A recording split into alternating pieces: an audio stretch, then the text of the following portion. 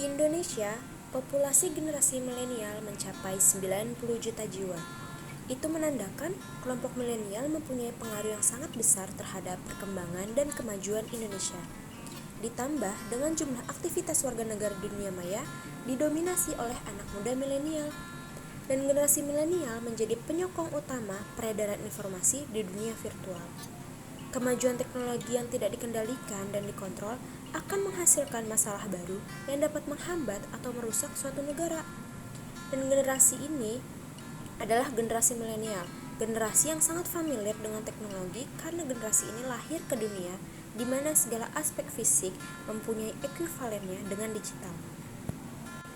Pancasila sebagai dasar dan ideologi negara di Indonesia merupakan way of life, yang artinya di dalam kehidupan berbangsa dan bernegara, kita harus berlandaskan dengan Pancasila. Pada tanggal 1 Juni 2020 kemarin, menjadi penanda Pancasila sudah berusia 75 tahun. Lalu, apakah Pancasila masih relevan dengan kondisi negara dewasa ini?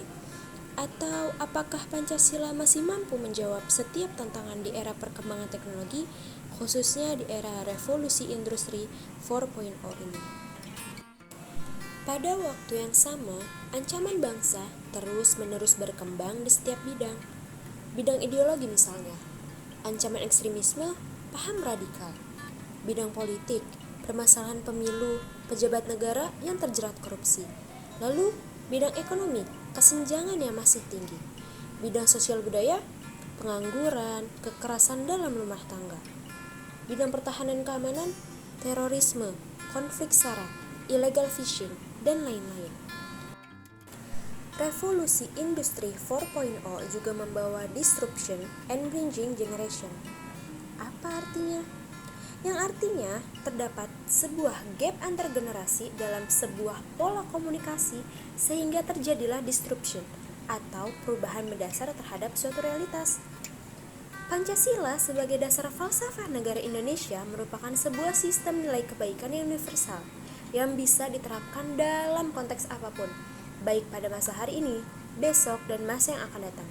Itu artinya Pancasila dengan basis filosofinya yang mendalam sebenarnya mampu untuk menjawab setiap problematika yang ada. Oke, lebih jelasnya, mari kita lihat sejarah. Setiap periode sejarah Pancasila memang kerap dibenturkan dengan ideologi lain.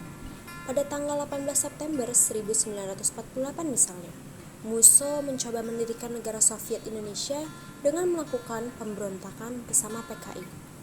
Lalu, setahun berselang, pada tanggal 17 Agustus 1949, disusul pendirian Negara Islam Indonesia oleh Kartosuwiryo.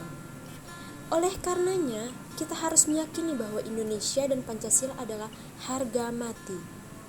Ideologi negara Indonesia sampai kapanpun adalah Pancasila. Jika kemudian ada yang ingin kembali mengganti Pancasila dengan ideologi lainnya, berarti ia mengubah Indonesia menjadi negara lain. Pancasila akan selalu relevan dengan kehidupan bangsa Indonesia karena dasar negara kita adalah Pancasila. Artinya bukan Pancasila yang seharusnya mengikuti kehidupan bangsa Indonesia, tetapi bangsa Indonesia lah yang harus mengimplementasikan Pancasila dalam kehidupan sehari-hari. Terdapat dua syarat agar Pancasila dapat beroperasi secara optimal dalam masyarakat. Pertama, Pancasila harus terpahami dan terinternalisasi pada setiap individu. Yang kedua, mampu menggunakan Pancasila sebagai alat penyelesaian dalam setiap masalah. Pancasila sebagai nilai universal masih sangat relevan dengan generasi hari ini. Pancasila itu hanya perlu terinternalisasi dengan baik ke setiap generasi yang ada, khususnya generasi milenial yang akan menjadi salah satu tokoh pergerakan kemajuan negara yang kita cintai ini, yaitu Indonesia. There's not much to do.